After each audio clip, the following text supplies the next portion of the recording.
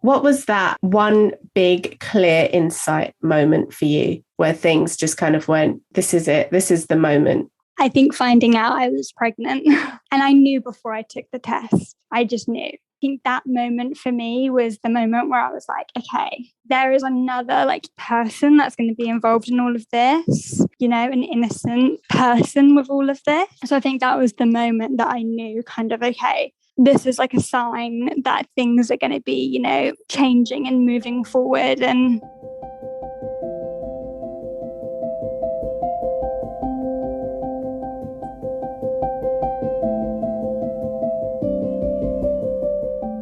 welcome to Eternal Paradigm, human experience for the conscious explorer.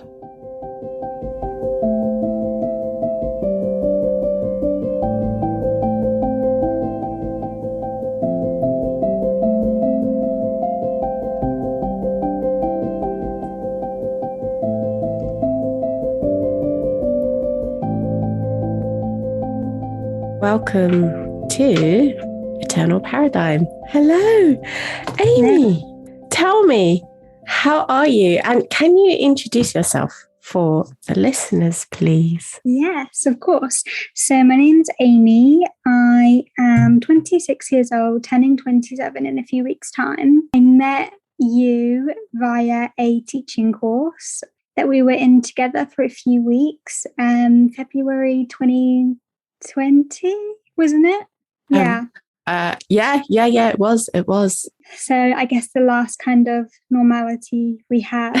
Yes, it really was, right? It was the Saturdays. Did we do Saturday and Sunday? I've totally forgotten. Just Saturdays. It was just Saturdays. And it was where we were all coming in, kind of all moaning about the trains, the weather and all sorts. Yeah.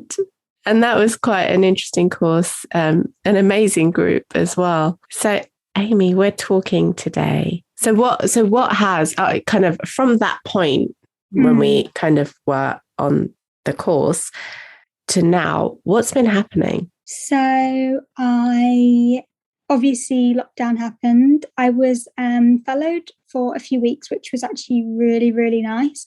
A lot had been happening actually leading up to lockdown, personal stuff as well.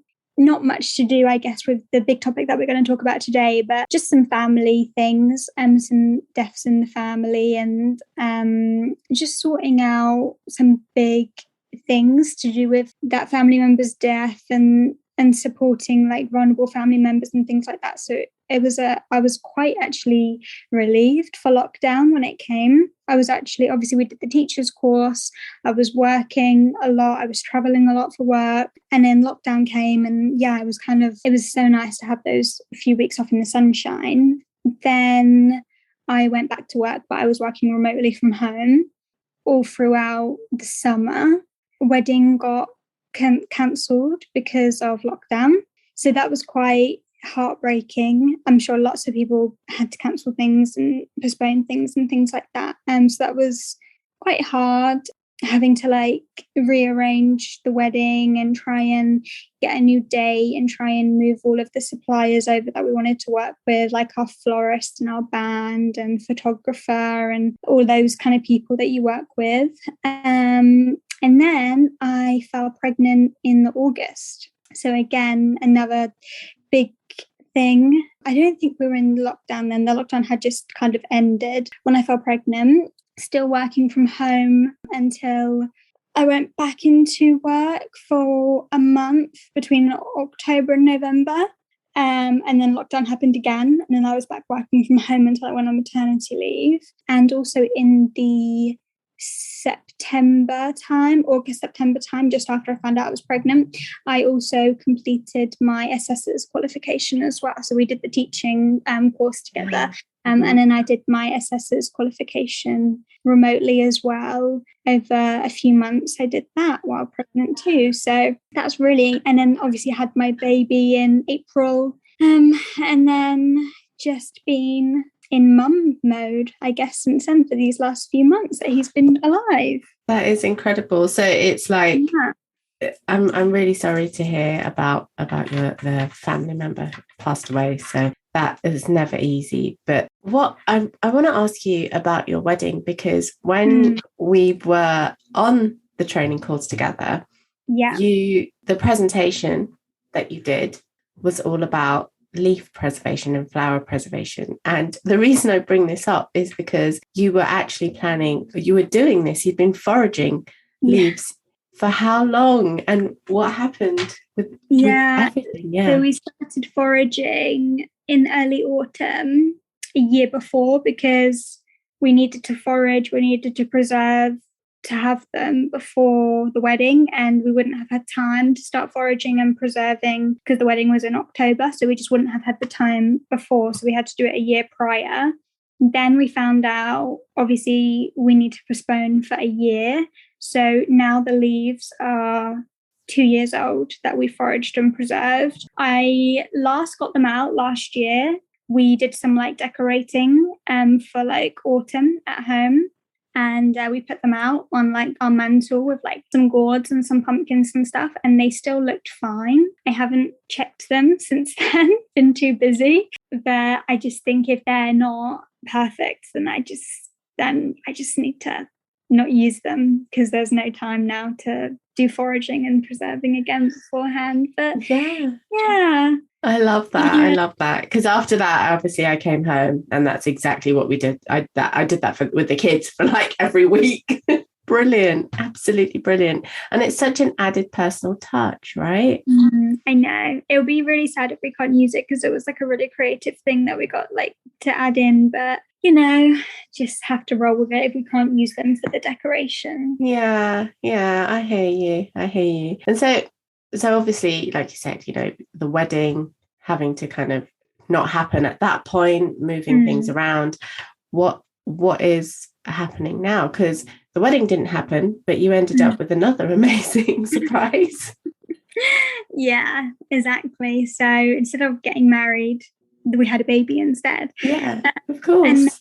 And now our baby will be at our wedding, which is just crazy to think. When we were planning, because we would have been engaged 2 years before we got married, and so from the engagement to the wedding, it was 2 years planning. And when we started planning after the engagement, I never would have thought that we'd have our baby at the wedding.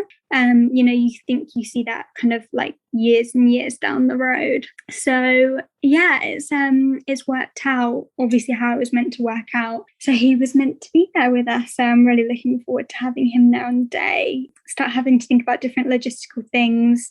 Who's going to have him in the evening? How am I going to breastfeed him? Who's going to, be looking after him in the day when we're busy?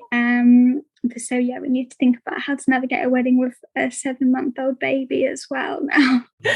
Oh, but yes, obviously he wants to know that he's arrived, so he's definitely letting you know. So let's kind of move on to what we are really talking about, which is which I'm going to come to in a minute, actually, because I think it's really important for me to say, when we were actually on the course that we did together, I remember distinctly that when we both gave our presentations, the feedback that we got from the group was that we were both incredibly calm and collected, and the way that we delivered, and just generally how we are as people, as who we are. We're very, you're so calm. I remember meeting you, and you were just so with it, so together. And it's interesting because that has actually kind of, it's the opposite of what we're actually talking about today. And it's something that we have, our own kind of story to tell about. So we are talking about body trauma and trauma in the context of your lived experience of it. And you've just kind of rounded up all the things that have happened in the past, kind of since we met at the beginning of 2020 to where we are now. And there have been lots of pivots and turns and changes, and lots of things have happened. But while that whole process has been happening, you've still had to come back to address and readdress body trauma. And if you would basically be open to share what happened, obviously, feeling totally comfortable. Yeah, go for it. Yeah. So obviously I've given you the synopsis of, I guess, what's happened since we last saw each other. But there is another big, huge thing that did happen in that year that was, I guess, the reason for the trauma. And of course, like, it is involving other people, so I can't go into too many details and things like that. But and also, this is how we conceived our son as well. Because of all this, I don't think that we would have had our baby if all of this hadn't have happened. Which I think I like to look at it as that kind of angle as well. So in lockdown, I think it was around July time, just before I got pregnant. So obviously we'd postponed the wedding wasn't going ahead, things like that. And in July time. It's okay, take your time. Take your time. It's absolutely fine. My fiance was going through quite a hard time for many different reasons, current situations, job losses, but also I think, new chapter of life that was about to start that then wasn't happening, and self-esteem issues and trauma from childhood that hadn't been dealt with, and lots of different things. And basically self-sabotaged our relationship and basically cheated on me. And I found out straight away. I actually caught it happening, which was a huge trauma in itself, being in that situation and witnessing it. And then, of course, having that feedback loop in your mind, remembering that happening. So, of course, we needed to work out what we were going to do. Were we going to move forward with the wedding? We knew we were postponing it anyway because of lockdown, but, what were we going to do? Were we going to move forward? Were we going to break up? He immediately was saying that he was going to go into therapy, work through the issues that he had, reassured me that it was nothing, to do with our relationship or me, and that this was like an issue that he has. And of course, he just went about, self-sabotaging and jeopardizing our relationship in the worst way that he could have done, because he didn't feel like he was worthy of having that. And which I think a lot of people can relate to, maybe not specifically that, but in other areas of their life when they self-sabotage themselves, whether it's a job interview or a family relationship or a romantic relationship or, things like that. So I also agreed that I needed to do some therapy because I was harboring a lot of anger and my self-esteem was extremely low. I just thought, I need to talk to someone to see if I can move past this as well. And I did some open-ended talk therapy for about 8 sessions. Straight after this happened as well, of course, you're reconnecting, you're trying to figure things out, your head's all over the place. That's when we actually conceived our baby. So throw into the mix, our relationship is up in the air. Then I find out I'm pregnant, and instinctively I knew that I was going to keep my baby. I didn't want to not have my baby, even though it wasn't the ideal situation, and I didn't know what the future held for me and him. I knew that I was going to keep the baby, so whether I was going to be doing it alone or with him. So that was another huge kind of weight that was on my shoulders. And just lots and lots of things, I guess, to think about and try and work through. So my therapist that I had for the 8 sessions, the talking therapy, she was actually the first person that I told that I was pregnant to. I hadn't told anybody. Sure. And unfortunately, I didn't have the best therapist-client relationship with her. I found her quite judgmental. I don't know, I just didn't gel with her, and I didn't really feel like I was getting the support that I needed. Again, it's so hard to know whether it was hormones raging through my body or if it was both, if it was hormones raging through my body and all this trauma that I was harboring that I hadn't been able to get rid of and deal with. And I was basically just spiraling worse and worse with this trauma. Our relationship wasn't moving forward in a positive way. He was doing his work, but I wasn't doing the work that I needed to do to help us move forward. So Can I just ask you, because I'm listening to what you're saying, and you said just a little while ago how there were so many different things that you almost like. Did you understand immediately that your fiance was acting out because of unresolved things? Okay, so that in itself has been a process, because now you're also talking about understanding that you had to do the work because he was doing the work, because that's a big kind of, to understand that is quite big, and so, but yeah, sorry, carry on, you were saying. So yeah, I was spiraling worse and worse, and I was feeling worse and worse about myself, and I was feeling worse and worse about our future, our relationship. I was giving him mixed signals. I was being hot and cold. One day I was, being really positive about us moving forward together. The next day I would be, basically saying this is never going to work. And, I know we're having a baby together, but basically I don't think that I'm ever going to be able to trust you or move forward with you or, be happy with you again, I guess. And for the first month of my pregnancy, we weren't living together. He had moved out after, and the incident happened before I fell pregnant. Then he still wasn't, we weren't living together for the first month of the pregnancy. Then we started living together again. And I think when you're just harboring so much resentment towards someone and so much anger, just living in a small space with them, obviously he wasn't working because of lockdown. And I was working from home. So we were constantly on top of each other as well. So I just feel like there was just lots and lots of things brewing. And it was just really, really tough. And I wasn't handling it in a positive way at all. I YouTubed just kind of what I was feeling like. I guess I just tried to search for some videos out there. And I came across a video that was basically all about betrayal trauma and all of the symptoms that you're suffering with if you are experiencing betrayal trauma. And I was experiencing all of them. And we're talking about physical trauma in the body because you do feel those physical emotions in your body as if you were actually there. So all of the sensations that I felt when I was there, when I was shocked by, what I had uncovered, it was like those emotions and those feelings hadn't left my body. So I was constantly kind of trapped in that cycle. And then, of course, they were in my mind. I was thinking about it every day, reliving details of it, just kind of like playing it back as if I was in that same situation every single day. And then I referred myself to Mind Matters in Surrey. My first therapy was through private healthcare for my work.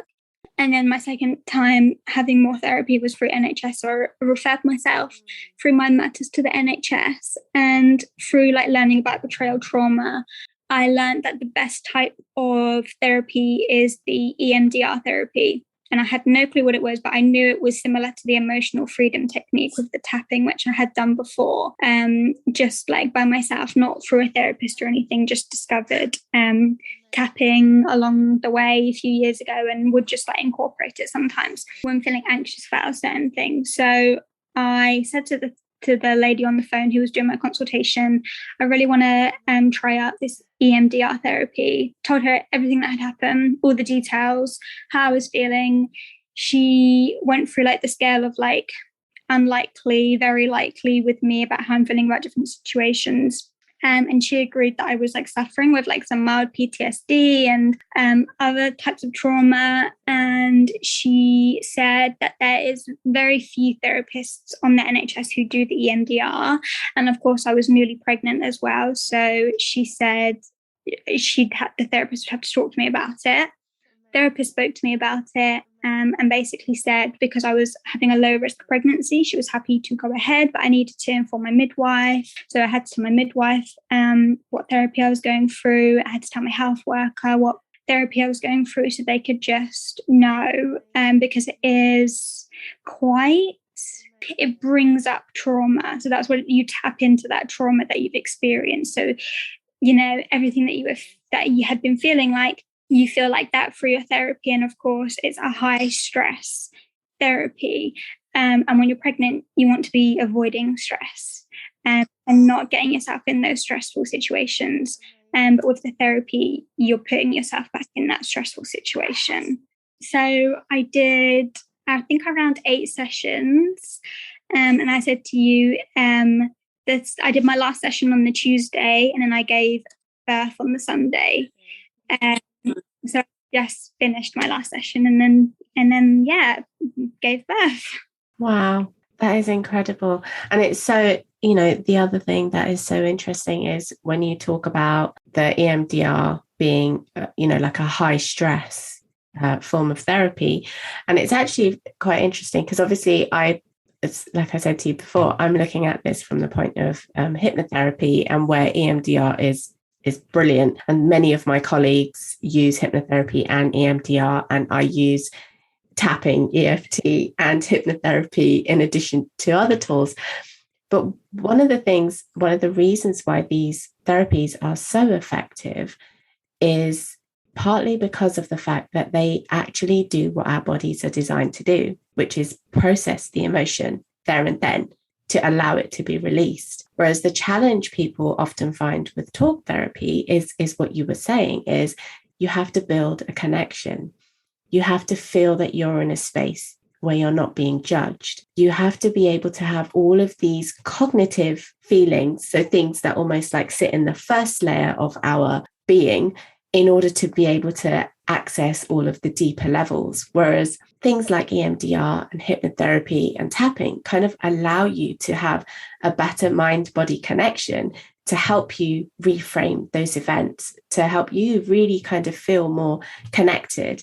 And I don't like using the word empowered, but almost like empowered to understand it better. I wonder if that's how you felt, really, if any of these things that I'm saying resonate with you. Yeah, definitely. I think I didn't know it at the time, but you explaining that makes a lot of sense of how, like, I couldn't get through kind of processing the emotion just by talking, because I knew what had happened. It was easy to talk about, but there was a much deeper level to it that I didn't understand how it was still affecting me. It was, kind of get it off my chest, talk to it about someone, try and figure out rationally what I want to do. But there's nothing like rational about it when like these deep traumas happen to you. Because also it's not like you've put yourself in a situation where like I've made a mistake, I've done wrong, like he did. What do I need to figure out in my mind moving forward? It was very much like I don't want to play the victim, but there was that kind of victim mentality to it, or it was like, this has been something that's been done to me, and you're gonna have trauma when something is directly done to you that you didn't want to happen, and that you had no control over happening. And I feel like that's the hardest thing about it, is kind of like just processing that and almost understanding not why it happened, but I guess how it's made you feel, and then how you can like move on from how that's made you feel in the future. Because it's always gonna come up. There's still moments, there's still days where feelings and thoughts come up for me now, and I don't know how long it will take before it doesn't anymore, but I feel like it's going to be a long time. And I feel like our relationship is gonna still be like growing and evolving over a long time as well. And I feel like marriage is something that's going to really solidify it for me. Making that commitment to each other and that promise to each other, and of course now having a family together. I feel like there is just many different things that I feel like are slowly kind of healing that relationship again for us. Absolutely. And I think it's so incredible because of the fact that you're talking about it. I mean, seriously, I take my hat off to you because it's not, this is something that's still very recent. If we look at timelines, you kind of linear timelines, whereas for me, it took me almost 40 years to really come to terms with and talk, actually be in a space of being able to talk. So I really do have to say that is incredible.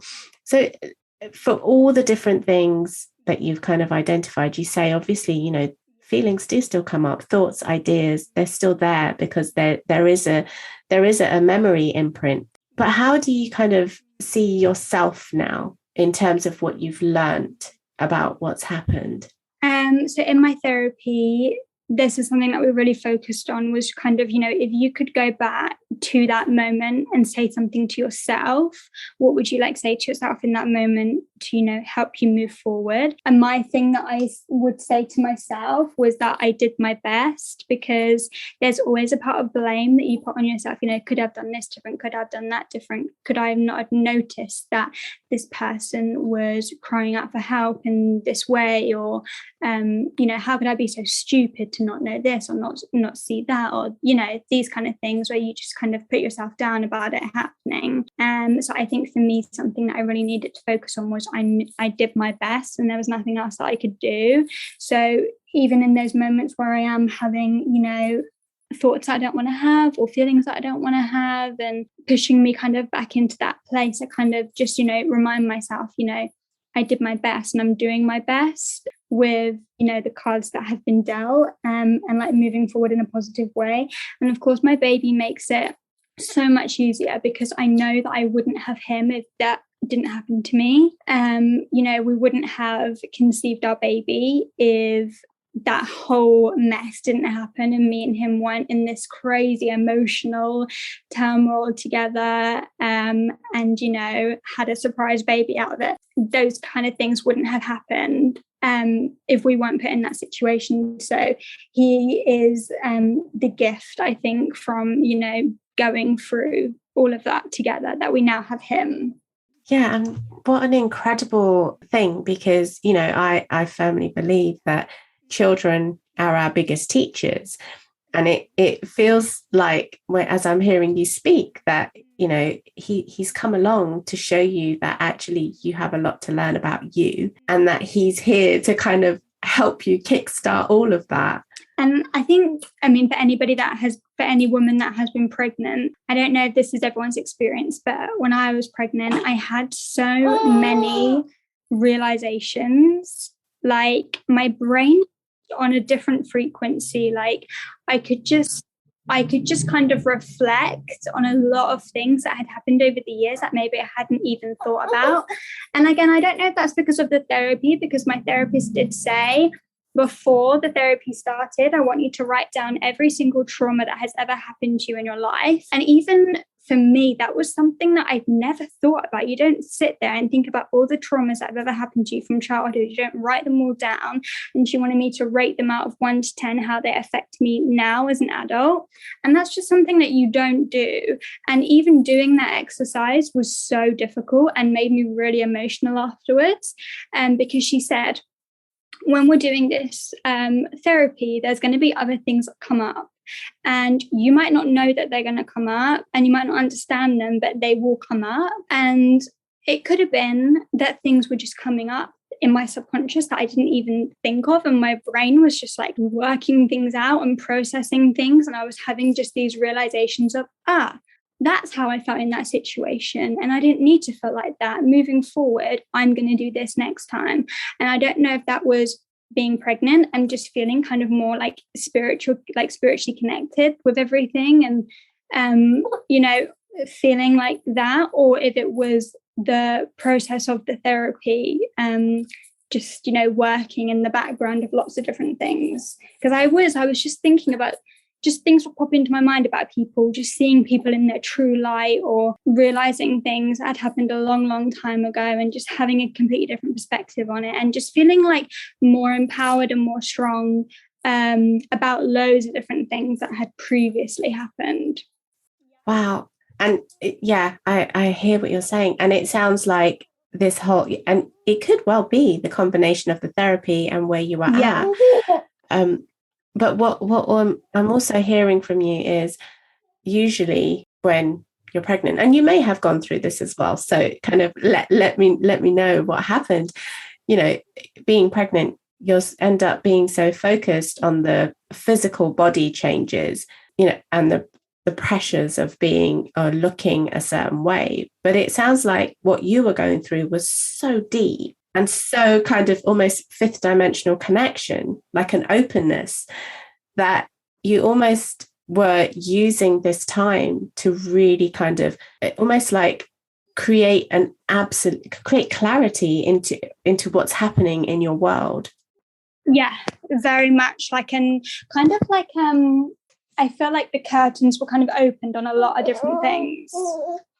Yeah, we can hear baby in the background. He's obviously, you know, this is his appearance, his debut. Yeah. But yeah, and oh gosh, it's just so fascinating listening to you. And when you're able to reflect on so many different things and see them exactly like you say, like the curtains are opening, the truth is there. Yeah. And then you come to this recognition and this realization of where you stand with it all. That is truly amazing. And what an incredible time to actually have all of this happen as well. Yeah, I know. I feel like maybe a lot of people had that this year for different reasons. I think, you know, the world and lockdown and a lot of things are coming to light, and a lot of people have talked about this, how a lot of things that were in the shadows are coming to light, you know, in many different ways. Lots of different theories that are out there, and lots of different spiritual things, or, you know, people out there, especially in the public eye and things like that. And I don't know, I just feel like maybe something was there for everyone that you just needed to like tap into a little bit. And because it wasn't just for me in that kind of personal sense. I know that a lot of people out there are saying, you know, lots of things have come to light this year particularly, or last year particularly, that no one really expected, I guess. Definitely it has been. There's you know, a significant shift. And you know, for me it's this whole recognition of the fact that we are all part of a collective consciousness, and so everyone has their almost like their part to play in this. And some people will kind of be open to it on a different level to what you've experienced, and that's okay. Yeah. And then throughout that whole process of everything that's happening, obviously I'm talking to you about it and whoever else is listening to this, but there are still some people in my circle, in my close circle, in my family that don't know that any of this happened. And I didn't want to tell everybody, because I know that when you tell someone something, you can't take it back, and they will never be able to forget that happened. Even if I've moved past it, we've moved past it, I know that for other people, they will never be able to do that. So I was very deliberate with who I told. And yeah, a lot of none of my family know that any of this happened. A few of my friends know. And I feel like a few of my friends' relationships have also been jeopardized because they didn't agree with my kind of choices to stay and work through things and move forward. Yeah, and this is actually quite significant, actually, and in fact, this was actually what I was going to ask you next: is what has that been like? And so, in terms of, you know, relationships, you know, you're saying that a lot of kind of family don't know, but friends have actually said they don't agree with the way that you're doing things. Do they? And obviously, you know, you can understand why, right? Because when you see someone you love get hurt, immediately you just kind of want to stop it. But if we were to kind of turn that on its head, does the choice that you've made to actually go through this process and learn more about yourself and help yourself find this kind of stronger, steadier ground for you, how have they kind of seen that for you? Or is it still very much that they just see you as a victim, as someone who has been hurt and wronged? Yeah, I think some people were seeing me like that initially, or seeing the situation like that initially, and now they're kind of like maybe a little bit happy. Well, I don't know, I guess they're happy that it has worked out, but maybe they're still skeptical. But I know for others that they just don't want anything to do with kind of like supporting like our family, you know, supporting kind of us as a couple, and a really, really close friend that I've been friends with since I was really young, who was my bridesmaid when I told her everything that had happened and that we were moving forward and the wedding was going to go ahead. She basically said, well, I'm not going to be your bridesmaid. And I said, well, you know, you're my bridesmaid for me. That's, you know, you're there to support me, and you're not, obviously, you know, it's not really anything to do with, you know, him. You're there to support me. And she was basically saying, well, I just can't stand up there and support you two getting married. And that really hurt, because, you know, you can only do what you think is right for you. You can't pander to everyone else's opinions. And I just said, okay, that's fine. If that's what you want to do, then that's what you want to do. And I didn't kind of like beg or say, oh no, please, what can I do to make it better? Or how, you know, I just said, okay, that's your choice. That's what you want to do. And like, I just left it. And then a few months passed, and I think she kind of came to her senses and saw that she was being quite selfish, and basically kind of just acted like she never said it and was just kind of talking about being a bridesmaid again. And, you know, it does piss me off that she said that. And it does make me see her in a different light, I guess. But she's being bridesmaid again. But I feel like our relationship is definitely strained because of all this, because she feels like, I don't know, she I guess thinks that her opinion matters, or that she's right and I'm wrong, or that, you know, she's foreseeing something that is going to happen and that she just doesn't agree with, you know, what we're doing, I guess. And even the sense of, you know, having a baby, the baby was obviously not planned. It was a surprise, a gift, a blessing. And even, you know, us having the baby, she's very much like, you know, well, how does he feel about it? I know that you two weren't planning on having a baby like now, you know, I know you wanted to wait like a good few years, you know, kind of like, I guess, I don't know if it's good intentions or again skeptical of, you know, how we're really feeling about having a baby together. And yeah, just all of these things that I'm still navigating through at the minute, kind of relationships that I feel like have been affected because of it. And I don't know if they ever will not be, but it just makes me again so much more happy with the choices that I made last year to not tell my whole family what had happened, and kind of not keep it a secret, but just kind of like put that barrier in place and that boundary in place to be like, let me figure things out first, and then if X or Y does happen, I will then need to share. But when I'm still working things out, I feel like this doesn't need to be you know, the story of the year for everybody that isn't directly affected with it, because obviously I did confide in close friends for support, and unfortunately now I don't have that same support because I didn't make the choices that they would have taken, I guess. Wow, that's that's incredibly difficult. It's incredibly difficult because it sounds like all you were asking for at that time is someone to hold space for you while you worked this out. And that's hard. And the challenge in friendships is our kind of conditioned ideas and programming of friendship are not really about holding space for another person while they go through their stuff. And that's really, really tough. But at the same time, you were incredibly resourceful and were able to identify things that you needed to help you get through this. Because you said that you had a very clear decision, which was you knew you wanted your baby, and that sounds like it was the driver for everything else. And there were certain things here where may not make sense to everybody, but you were okay with that while you were working out whether it made sense to you or not. Yeah.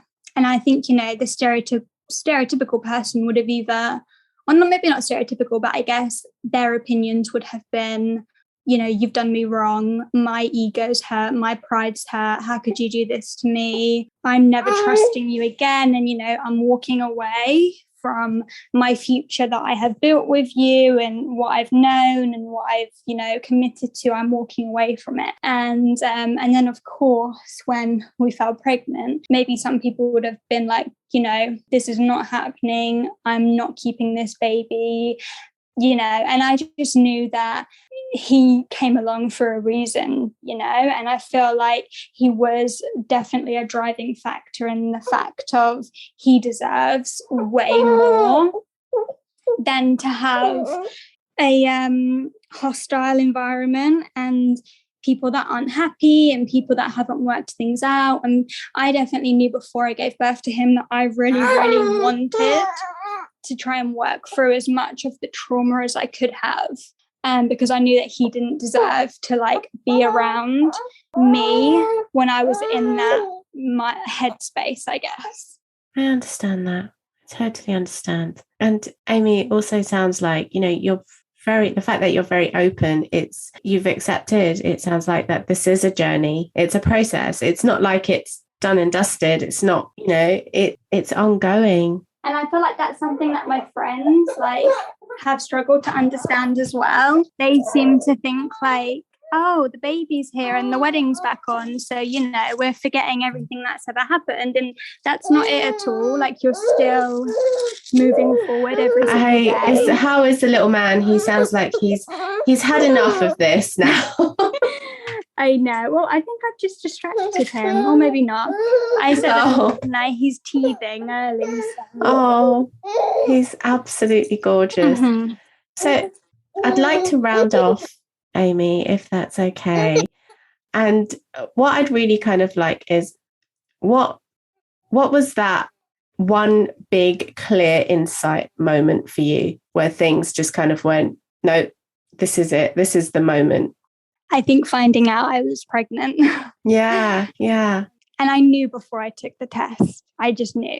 So, yeah, I think that moment for me was the moment where I was like, okay, there is another person that's going to be involved in all of this, an innocent person with all of this. So I think that was the moment that I knew kind of, okay, this is a sign that things are going to be, changing and moving forward. And I mean, it's taken a lot of manifestation of, how I want to be, how I want his life to be right now, and how I want to move forward. And it's been a choice to move forward in a positive way. It's been a choice to bring him into the world, a choice to move forward in a positive way, a choice to work on our relationship and ourselves and commit to, having him and commit to getting married and commit to learning from this experience and moving forward in a positive way. So definitely, I don't think, like I said, I don't think any of this would have happened if it wasn't for him. And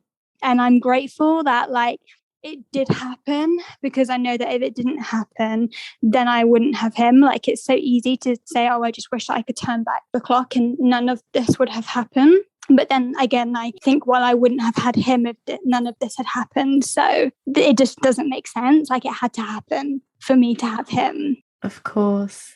Yeah, no, I fully understand that. And you said the most kind of powerful thing is that you've recognized that you have a choice.